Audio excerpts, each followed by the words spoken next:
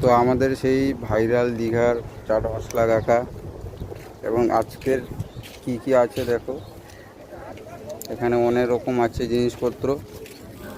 তো আজকে কি কি মাখা পাওয়া যাবে? সব পাওয়া যাবে, যেগুলো আছে সব মাখাই হবে। তো সবই মাখা যাবে, একটা বলুন দিই কি কি আছে। আনারস হবে, আম হবে, পেয়ারা হবে, শসা হবে, কামরাঙা হবে, আমড়া হবে, কলা হবে, আর আপেল, তরমুজ, পেঁপে, এগুলো সবই মাখা হবে। সব মাখা হবে, যেরকম চাইবে সেরকম।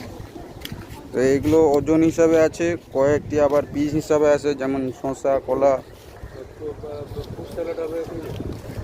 ফ্রুট স্যালাড বললে একসঙ্গে বানিয়ে দিবে।